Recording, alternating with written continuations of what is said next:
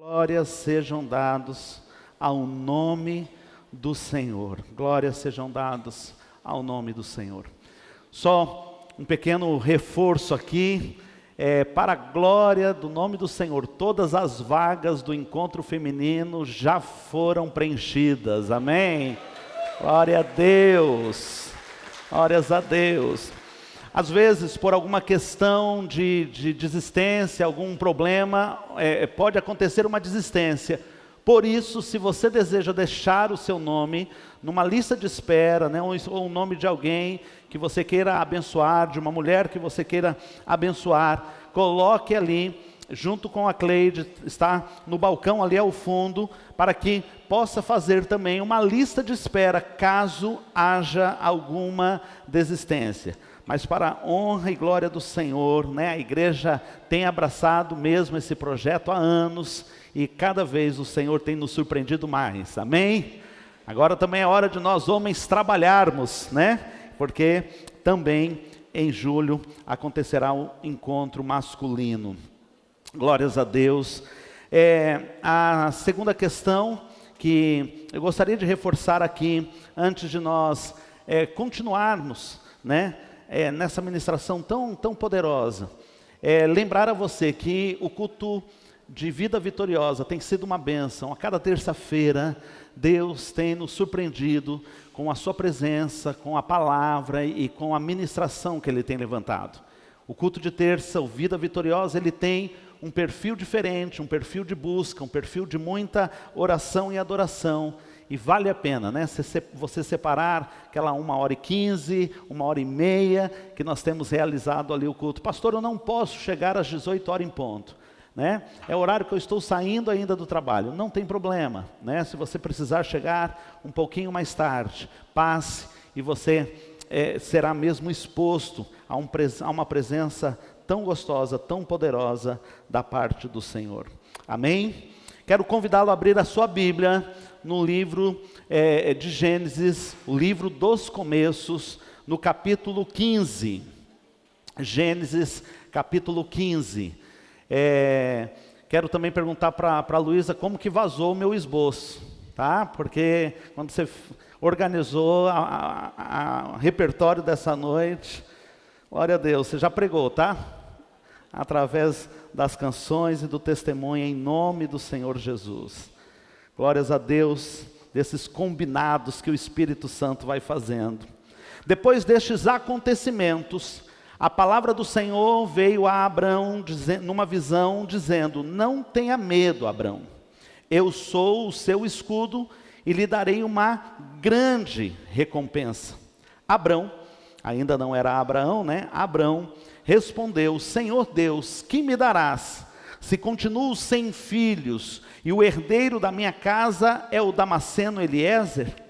Abrão continuou: tu não me deste descendência, e um servo nascido na minha casa será o meu herdeiro. E eis que a palavra do Senhor veio a ele dizendo: esse não será o seu herdeiro. Pelo contrário, aquele que será gerado por você, esse sim será o seu herdeiro.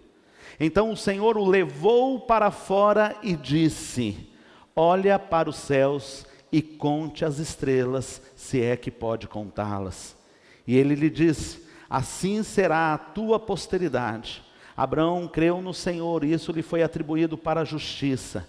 O Senhor disse também: eu sou o Senhor que te tirei de Ur dos caldeus, para lhe dar esta terra como herança. Mas Abrão perguntou: Senhor, como saberei que vou herdar esta terra? Então o Senhor respondeu: traga-me uma novilha, uma cabra e um cordeiro, cada qual de 3 anos, uma rolinha e um pombinho. Abraão trouxe todos esses animais, cortou-os pelo meio e pôs as metades deles uma diante das outras. As aves, porém, não cortou pelo meio. Aves de rapina desciam sobre os cadáveres, porém Abrão as enxotava. Ao pôr do sol, um profundo sono caiu sobre Abrão, e grande pavor e densas trevas tomaram conta dele. Então o Senhor lhe disse: fique sabendo com certeza que a sua posteridade será peregrina em terra alheia, será reduzida à escravidão e será afligida durante 400 anos. Mas eu castigarei a nação que os escravizar. Depois eles sairão com muitas riquezas, e você irá para junto dos seus pais em paz. Será sepultado em boa velhice. Na 4ª geração voltarão para cá, porque a medida da iniquidade dos amorreus ainda não se encheu. Quando o sol se pôs e houve densas trevas, eis que um fogareiro fumegante e uma tocha de fogo passaram entre aqueles pedaços de animais. Naquele mesmo dia, o Senhor fez aliança com Abrão, dizendo: à sua descendência darei essa terra, desde o rio do Egito até o grande rio Eufrates, a terra dos queneus, dos quenezeus, dos cadmoneus, dos heteus, dos ferezeus, dos refaíns, dos amorreus, dos cananeus, dos girgazeus e dos jebuseus. Feche seus olhos. Pai, nós estamos na Tua presença, Senhor, e nós te agradecemos, porque a Tua palavra é fiel e verdadeira. Nós te agradecemos porque o Senhor é Deus que cuida dos detalhes. O Senhor cuida da nossa intimidade. O Senhor fala e nós podemos ouvir. Por isso, nessa noite nós te pedimos tão somente, fala conosco. Não porque a gente mereça, Senhor, mas porque é do Teu caráter. É do Teu caráter. Ó Deus, em nome do Senhor Jesus, ó Pai, que a Tua palavra possa encher o nosso coração. No nome santo de Jesus, nós clamamos que possamos sair daqui cheios da Tua verdade. Em nome de Jesus. Amém. Simples e poderoso. Esse é o resumo que eu gostaria de trazer para você, nessa introdução da palavra, a respeito do que tem acontecido nos encontros semanais de supervisores e líderes de células, no encontro que nós chamamos Encontro Renovo. Todos os fins de semana, um dos pastores de rede, junto com um dos seus supervisores e junto com os líderes de célula daquela supervisão, se retiram para passar o fim de semana num lugar reservado. E a gente pode trazer como testemunho claro de que é simples e poderoso o que Deus tem feito naquele lugar, na vida de cada um dos líderes. Nós temos tido a experiência de ouvir com clareza a voz de Deus falando aos nossos corações. Não é um encontro de alinhamento estratégico, não é um encontro de perspectivas, de planejamento. É um encontro de comunhão, aonde, numa agenda muito simples, mas poderosa, Deus tem falado de uma maneira muito especial ao coração da liderança. Então eu queria que sempre, quando chegasse ali sexta-feira, quando você lembrar, talvez você nem saiba o grupo que está indo, são pequenos grupos mesmo, reduzidos, mas saindo para serem ministrados, ore, para que Deus continue fazendo a sua obra. Simples e poderoso, porque é assim que Deus age, é assim que Deus faz, é assim que Deus se manifesta nas nossas vidas. Simples e poderoso, o jeito de Deus agir na vida dos seus servos. Simples e poderosa é a forma como Deus separa, como Deus molda, como Deus comissiona e como Deus usa aqueles aos quais com Ele tem aliança. Simples, de maneira poderosa. Nós estamos diante de um personagem que talvez a maioria de nós aqui conheça muitas facetas da sua história. Abraão, depois chamado Abraão, né, e talvez durante a palavra eu vou usar aqui os dois termos, antes mesmo que o seu nome tenha sido mudado. Ele tem um chamado do Senhor no capítulo 12 e ele recebe uma ordem do Senhor. E esta ordem diz: sai da tua casa, sai da tua parentela, sai do teu lugar. Essa ordem do Senhor ela se repete tanto nesse primeiro momento em Gênesis 12, mas também em Gênesis 14, quando Deus diz, sai para a batalha. Também em Gênesis capítulo 15, quando Deus diz, sai da sua tenda. Esse chamado de Deus na vida de Abraão, ele começa a ter um significado, porque Deus, que age de forma simples e poderosa, ele age a partir de um relacionamento. Quando olhamos para a história toda de Abraão, nós conhecemos a grande prova pela qual Abraão foi submetido. Quando Deus pediu o sacrifício do seu próprio filho, ele diz, eu quero que você sacrifique o seu filho para mim, em nome da nossa amizade, em nome do nosso relacionamento, você vai me honrar, entregando a vida do seu próprio filho. Que pedido! Que pedido é esse? Quantos aqui estão preparados para receber um pedido dessa magnitude? Quantos de nós está pronto para dar a Deus as coisas mais valiosas que nós possamos ter? Quantos de nós pode hoje entregar no altar do Senhor confiante? Está aqui, Senhor, está aqui o meu emprego. Senhor, está aqui, ó Pai amado, os meus sonhos. Senhor, está aqui, ó Pai amado, as riquezas que eu consegui acumular. Está aqui no teu altar. Faça o que o Senhor quiser. Quantos de nós está realmente preparado para fazer essa entrega? Bem, esse é uma parte da vida de Abraão, algo que acontece lá na frente, quando Deus lhe pede um sacrifício tão difícil. Mas Deus não começa por aí. Deus começa por um convite, sai, confia. Eu tenho coisas para você.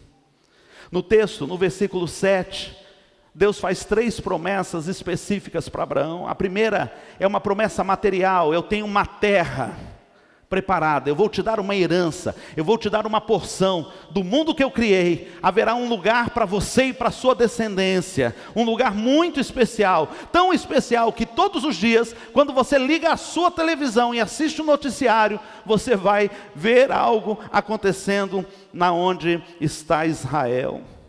Uma promessa não apenas material, mas uma promessa existencial. Eu farei de você uma grande nação. Eu te darei uma descendência incontável. Quando Deus está na jornada, quando o Senhor nos chama para a jornada, Ele nos chama primeiro para um convite de relacionamento, mas Ele deixa as suas promessas muito claras. E uma promessa espiritual, uma promessa para além da vida de Abraão. Em ti serão benditas todas as famílias da terra. E lá no versículo 15 de Gênesis 15 ele diz, você não vai ficar no lugar onde você está, mas eu tenho um preparado para você. Quando a gente lê Hebreus capítulo 11, a palavra do Senhor diz que Abraão procurava uma pátria superior. Abraão não saiu caçando, um terreno onde ele poderia edificar a sua casa, onde ele poderia cuidar da sua família, nem procurou uma terra tão grande. O texto em Hebreus 11 diz, ele procurou uma pátria superior, uma pátria celestial, porque ele sabia da promessa de Deus. É assim conosco, queridos. Deus, antes de nos pedir qualquer coisa, por mais difícil que seja, por maior que seja, por mais grandiosa que seja a entrega que eu tenho que fazer, Deus primeiro começa com um relacionamento. Antes de me levar no altar do sacrifício, no monte do sacrifício, Deus diz, eu quero andar com você, eu quero que você me conheça. A entrega de Abraão do seu filho Isaque, lá na frente, é uma entrega em que ele sabia exatamente com qual Deus ele estava lidando. E eu quero aqui te dizer uma primeira coisa. Quando Deus nos dá uma visão, Ele não traz um mapa. Eu acho muito interessante algumas pessoas, às vezes perguntando, mas qual é a estratégia certinho? A estratégia, ela não vem antes da visão. Primeiro a visão, depois a provisão.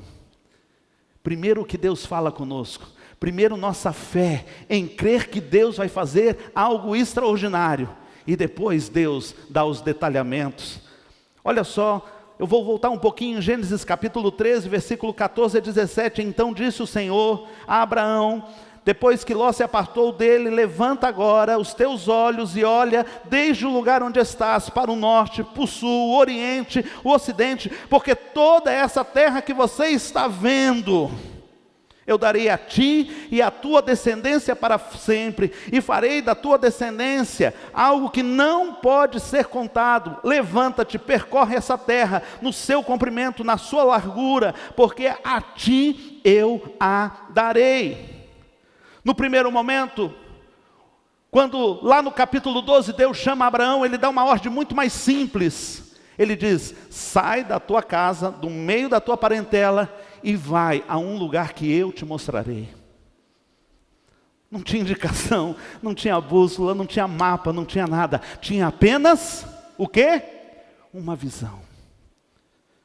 Com o passar do tempo, Deus vai detalhando a visão.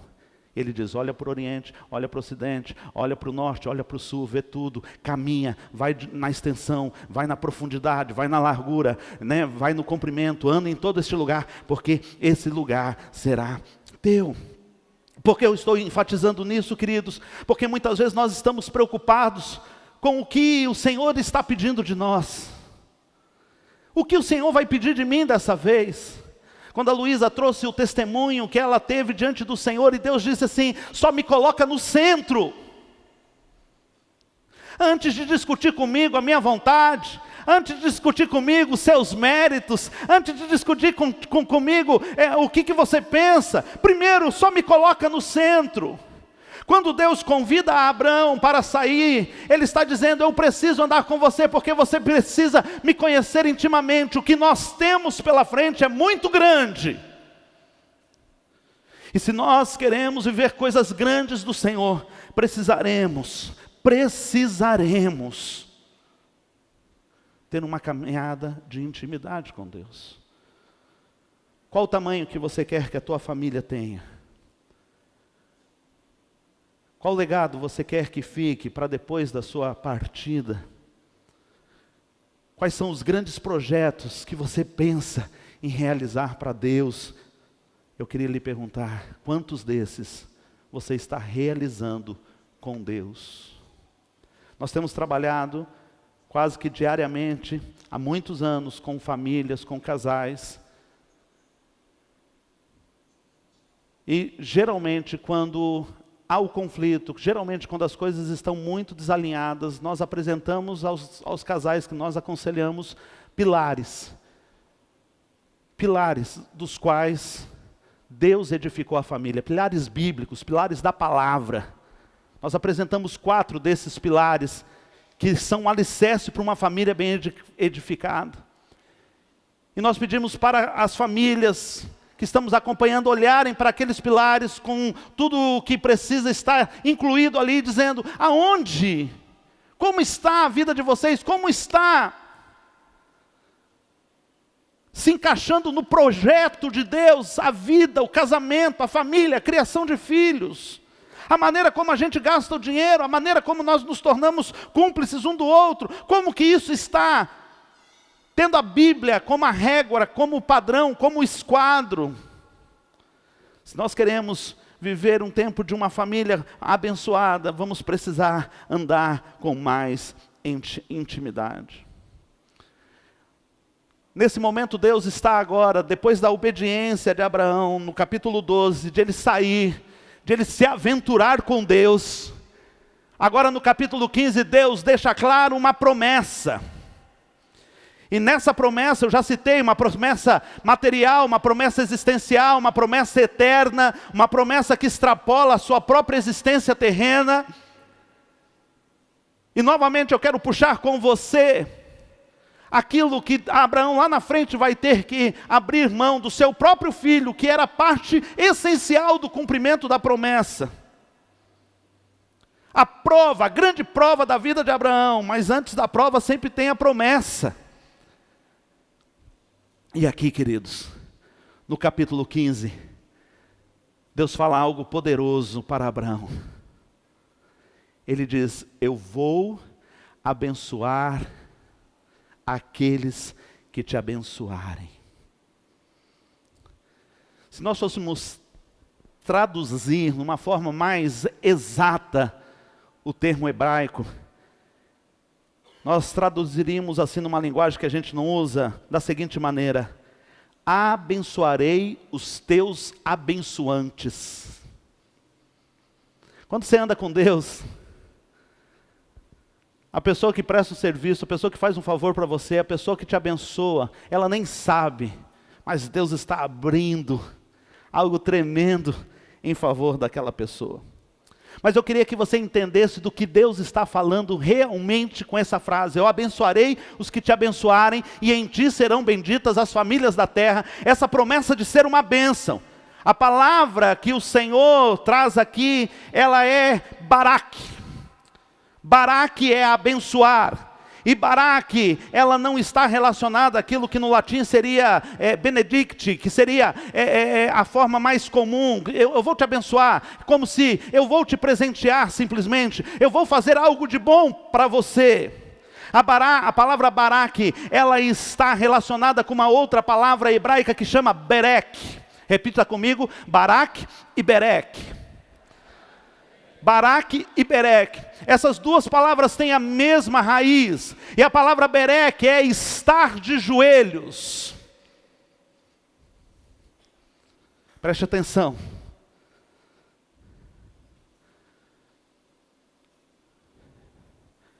Se você se dobra a mim, se você berek a mim, eu te baraco. Ficou feio isso, né? Se você se bereque, eu te baraco. Porque quando eu me ajoelho diante de alguém, eu estou dando a essa pessoa o quê? Honra e autoridade sobre a minha vida. Ele está dizendo que quando eu me prostro diante do Senhor, e aí ele usa na mesma frase 3 palavras no hebraico: barak, berek e baraká. Baraká significa um presente muito valioso. Não é um presente comum, não é uma lembrancinha. Baraká é um presente de valor significativo.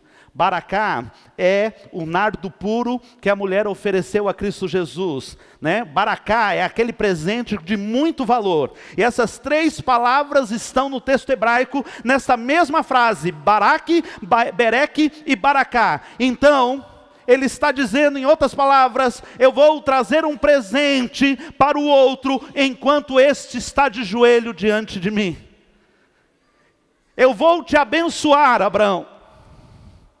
Enquanto você está de joelhos, enquanto você está em posição de submissão à minha vontade, eu te dou um presente muito valioso.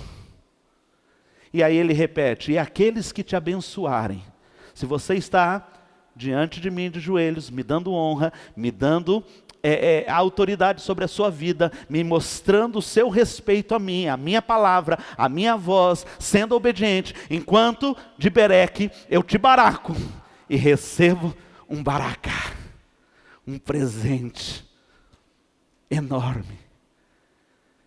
E sabe, quando as pessoas se ajoelharem diante de você, te dando honra, honra a sua vida. Hoje a gente não tem esse costume, né, nem de abaixar a cabeça assim, em sinal de honra, né? Nosso cumprimento é de iguais, né? A gente pega um na mão do outro, olho no olho. Mas quando eu reconheço a autoridade que está sobre a sua vida, Fábio, e eu, em nome do Senhor Jesus, vejo o que o Senhor faz através da sua vida, o que faz na sua vida, e eu bereque diante de você. Deus o abençoa, e eu sou abençoado através da sua vida. Quando nós falamos de honra, nós tratamos no nosso meio batista muito pouco sobre honra. E nós achamos que honrar são atos isolados. A honra, ela é uma cultura de reconhecimento. Nós, como brasileiros, temos muita dificuldade, porque nós olhamos para as nossas lideranças, sejam em igreja, sejam no governo, né, pessoas que são para ser referência. Muitas vezes, né, somos quebrados no encanto com nossas lideranças. E temos dificuldade da honra, porque muitas vezes a honra pode se tornar apenas uma bajulação. E eu quero que você repita comigo: Deus quer ser honrado. Diga outra vez: Deus quer ser honrado, mas não quer ser bajulado. Senhor, eu te amo, eu te adoro, o Senhor é exaltado, o Senhor é grande, aleluias, que nome lindo, lindo, lindo és. E eu levanto a minha mão e eu estou aqui falando ao Senhor, mas a minha vida, ela não se ajoelha diante do Senhor e diz: faz em mim a tua vontade. Então eu não estou honrando, eu não estou adorando, eu estou bajulando. Diga: Deus não quer ser bajulado, Deus não aceita ser bajulado. Nós precisamos então confiar no caráter de quem fez a promessa. Se eu prometer assim: Jones, mano, fica tranquilo, final do ano vou te entregar um XC60 da Volvo, eu vou te dar esse presente. Daí você olha minha conta bancária, né, Jones? Você fala assim: esse cara aqui não tem condição, né? Ele tem que fazer alguma coisa muito errada para poder me dar esse presente, né?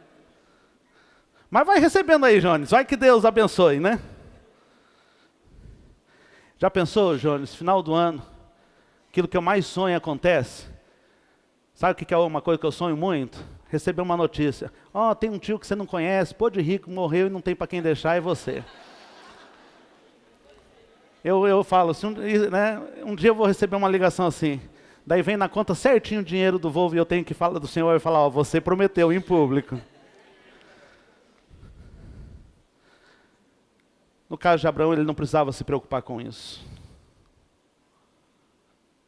Ele entendia o caráter de quem prometeu. E Deus não tinha apenas o caráter para cumprir, mas tinha o poder para cumprir. Não é uma questão de vontade, é uma questão de poder cumprir a promessa. Romanos capítulo 4, 18 a 22, olha o que diz: o qual, está falando de Abraão, em esperança, creu, acreditou, contra a esperança, tanto que ele tornou-se pai de muitas nações, conforme lhe fora dito: assim será a tua descendência. Enquanto ele não tinha motivos mais para crer, enquanto ele já estava com os 90 anos de vida, enquanto a sua esposa já tinha passado a menopausa, ela já não tinha mais a regra das mulheres para poder engravidar, enquanto tudo falava ao contrário, a palavra do Senhor Deus diz: Abraão creu e creu contra a esperança. Qual é a última que morre, queridos? Qual que é a última que morre? Queridos, a esperança morreu e ele continuou crendo. Porque ele não cria nas circunstâncias, ele cria no caráter daquele que havia feito a promessa.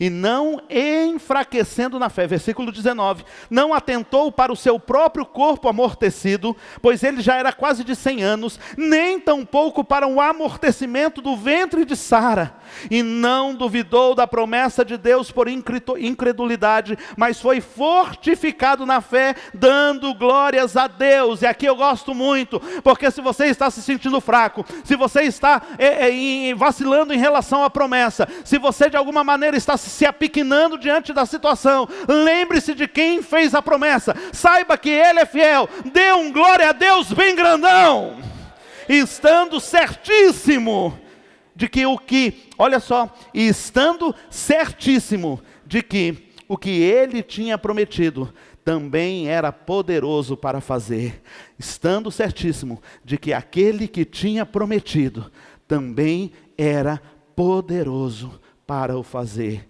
e isso lhe foi imputado como justiça. Eu vou te abençoar, Abraão. Eu vou te abençoar porque eu não sou homem para que possa mentir, me enganar, nem filho do homem para que possa me arrepender. Eu vou te abençoar. Eu vou te abençoar porque está no meu caráter ser fiel. Eu vou te abençoar, Abraão, porque enquanto, mesmo nos dias mais difíceis, enquanto as impossibilidades baterem na sua porta, eu sou aquele que garante a promessa que é feita. O selo, quem pôs, fui eu, e eu vou cumprir, diz o Senhor para Abraão. Tudo que eu te pedir depois disso se torna muito menor, porque antes do sacrifício pedido lá em Isaque, veio um relacionamento. Foram várias separações que Deus foi fazendo do coração de Abraão. Foram várias separações de que Abraão foi submetido para se alinhar ainda mais a Deus. Ele se separa da terra e da casa dos seus pais. Depois ele se separa do seu sobrinho Ló. Depois ele se separa do primeiro filho, chamado Ismael, que era o filho da escrava, da Agar, mas não era o herdeiro da promessa. E agora Deus está te dizendo, você está pronto para se separar de Isaque? Porque essas separações, elas não apontam para uma frieza, mas elas se apontam para um estreitamento do relacionamento de Abraão com Deus. Russell Shedd declarou nos últimos dias da sua vida, um vídeo lindo de ver, que não tem como chorar, lutando contra o câncer. Ele diz, o câncer é uma experiência muito boa, porque a gente sente-se desmamando do mundo, e pronto para subir para o colo do Pai. Deus vai fazendo com que Abraão vá desmamando de todas as suas outras possibilidades.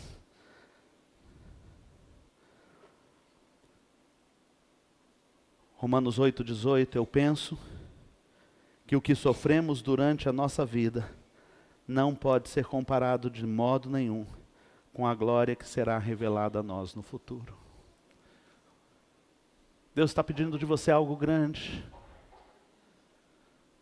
Deus pede de você algo difícil de deixar no altar, dói. Você está passando por um tempo difícil de dor, você está passando por um tempo difícil de decisões. Nenhuma dor pode ser comparada com a glória que vai ser revelada sobre a tua vida. Esse Abraão, ele é depois citado, ele é o personagem do Velho Testamento mais citado no Novo Testamento. Abraão é um dos nomes mais citados no Alcorão para os muçulmanos.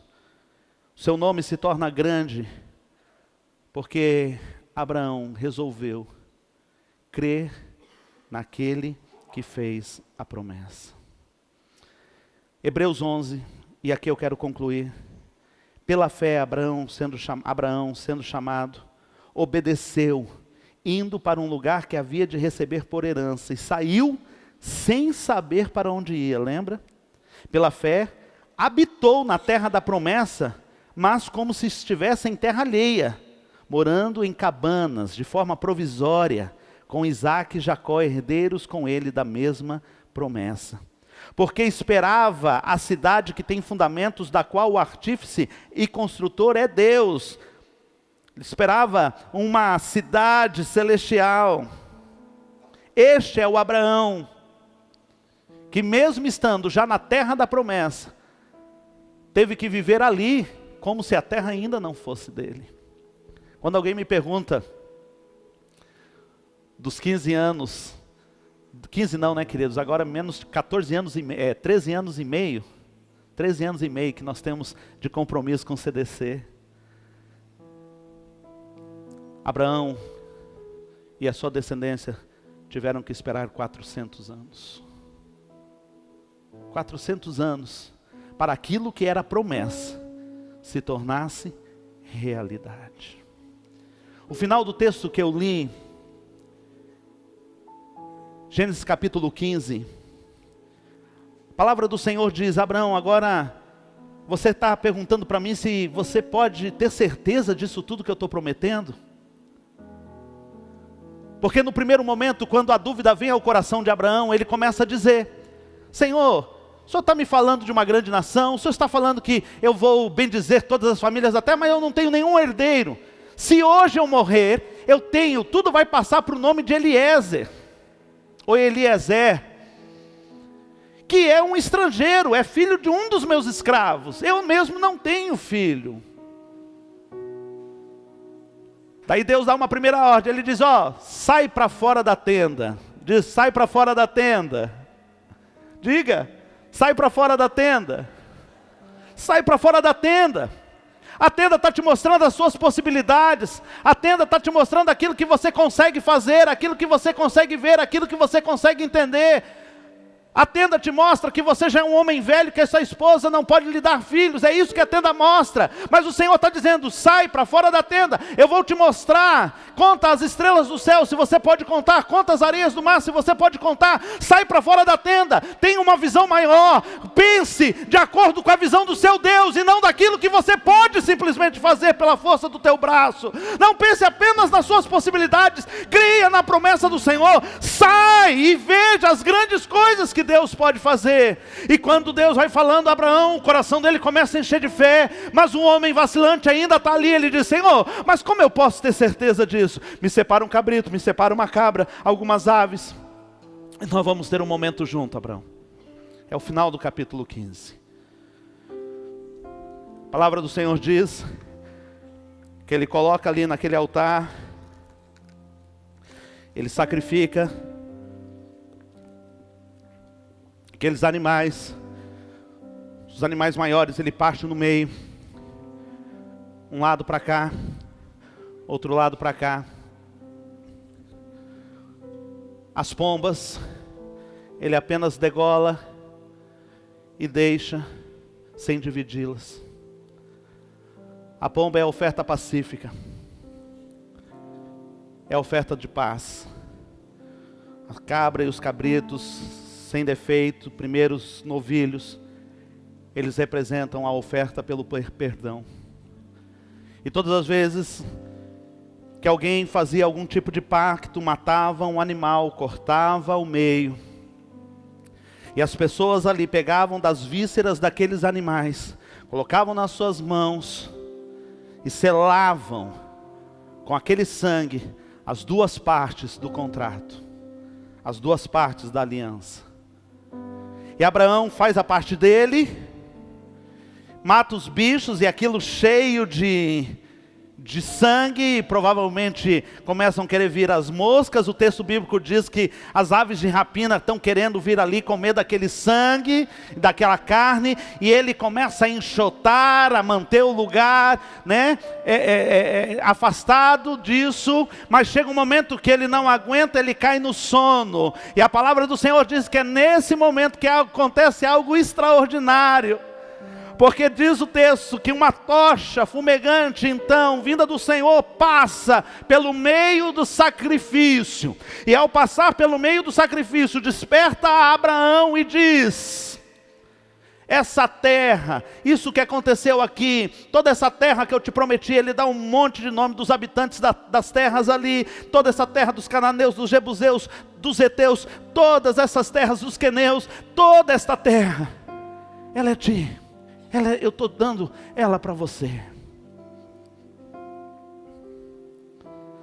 Sabe o que isso significa? Abraão, geralmente quando vocês fazem um acordo, vocês matam um animal, as duas partes pegam o sangue e fazem a aliança. Mas eu estou te dizendo que nessa aliança ela só depende de mim. Sua parte foi só sacrificar. Mas eu sou o garantidor dessa aliança. Eu é que passo no meio dos animais, garantindo que a aliança será cumprida. Não depende de você. Está nas minhas mãos. Não depende nem mesmo do seu esforço. Não depende do seu poderio de guerra. Não depende se os seus filhos, seus descendentes vão se tornar os melhores guerreiros. Olha, eu até te digo mais, eles vão ser escravos, e vão ficar como escravos 400 anos, porque ainda não chegou o tempo de conquistar, e eu não vou conquistar essa terra com uma tribo de guerreiros, eu vou mostrar o meu poder, numa nação de escravos, libertos pelo meu poder. Qual é a sua parte? Creia. Creia. A palavra do Senhor diz, se na verdade, se lembrassem daquela de onde haviam saído, teriam oportunidade de tornar, falando ainda sobre Abraão, em Hebreus capítulo 11, versículo 15, mas agora desejam uma melhor, uma pátria celestial, por isso Deus também não se envergonha deles, de ser chamado seu Deus, porque Ele já lhes preparou a cidade da promessa. Pela fé, Abraão ofereceu Isaque quando foi provado. Sim, aquele que recebera as promessas, ofereceu o seu primogênito, sendo-lhe dito, em Isaque será chamada a tua descendência. Considerou que Deus era poderoso para até dentre os mortos ressuscitar a Isaque. E foi dessa forma, nessa figura, que o Senhor fez. Vamos voltar para a última cena. Confia, Abraão. Eu é que estou assinando esse pacto. Eu é que estou passando pelo meio dos animais. É eu que estou trazendo a tocha. Eu é que estou trazendo o fogo. Sou eu que selo esse momento. Confia. Mais para frente, o Senhor vai pedir de Abraão uma prova de fé, que é o seu próprio filho Isaque. E Abraão sobe o monte para sacrificar Isaque. Você conhece a história, ele não teve que concluir o ato, mas no seu coração ele sacrificou. No seu coração ele obedeceu. Ele só parou de descer o cutelo quando Deus diz, para, está bom. Sabe por que ele ia até o fim?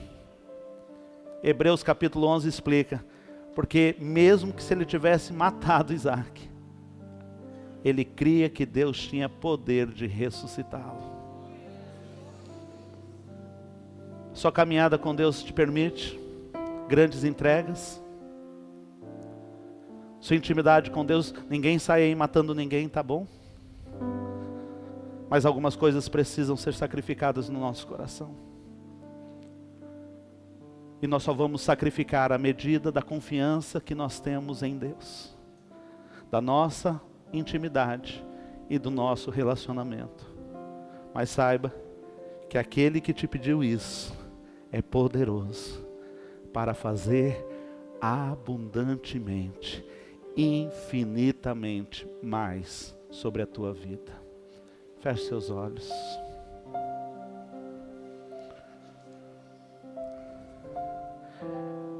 Eu queria que você estivesse orando a Deus. O que o Senhor pede de você?